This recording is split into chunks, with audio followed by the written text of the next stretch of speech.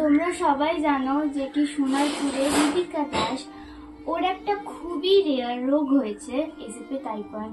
তো আমি সব ডিটেলসে বলবো না, আন্টির কাছ থেকে তোমরা শুনে নাও।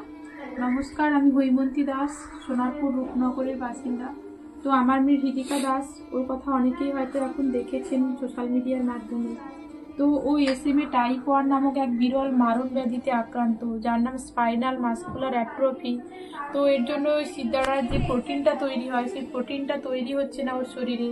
যত দিন যাচ্ছে ওর প্রবলেমগুলো বাড়তে থাকছে। ওর হাত পায়ের মুভমেন্ট করতে পারছে না, উঠে বসতে পারছে না। 10 মাস বয়সে বাচ্চা, হামাগুড়ি দেওয়ার কথা, উঠে দাঁড়াতে চেষ্টা করার কথা, তো সেগুলো তো কিছুই পারে না। তো আরো যত দিন যাচ্ছে ওর শ্বাস নিতে সমস্যা হচ্ছে, ওর খাবার গিলতে সমস্যা হচ্ছে, খাবার শ্বাসনালীতে আটকে যাচ্ছে, অক্সিজেনের লেভেল কমে যাচ্ছে।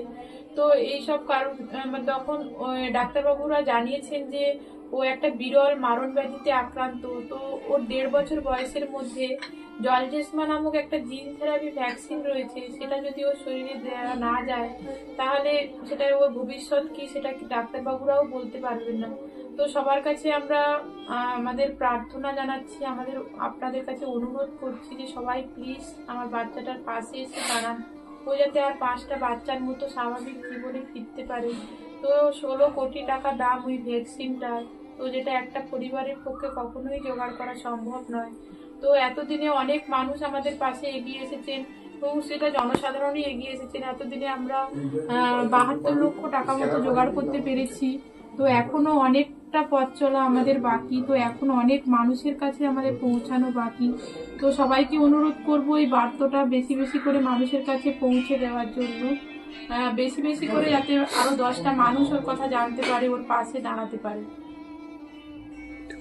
তোমরা একটুখানি প্লিজ যতটা পারবে আমার এই ছোট্ট বোনটার জন্য এ করো, আর সবাই একটুখানি প্রে করো আমার ছোট বোনটার জন্য, ঠিক আছে?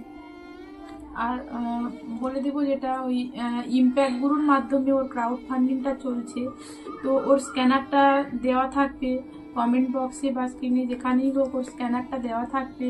তো আপনারা যদি ওকে সহযোগিতা করতে চান প্লিজ একবার দেখে নেবেন যে ইম্প্যাক্ট গুরু সাপোর্ট ঋতিকা কথাটা লেখা থাকছে কিনা।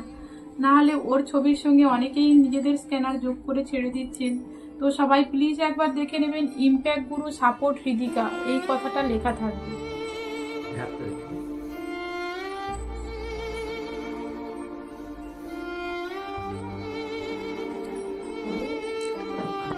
আমি ঋতিকা বন্ধুর বাড়ি থেকে চলে এসেছি, কিছু কথা তোমাদেরকে বলবো এখন, তখন বলতে পারিনি।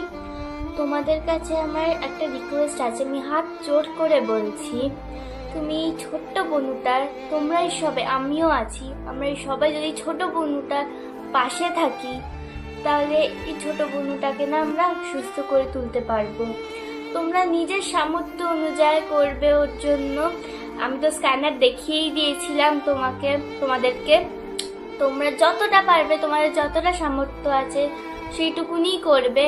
এবার যদি সামর্থ্য না থাকে তোমরা এই ভিডিওটাকে একটু বেশি বেশি করে শেয়ার করে দাও, তাহলে সবাই দেখতে পারবে আর এগিয়ে আসতে পারবে আমার এই ছোট্ট বোনটার জন্য।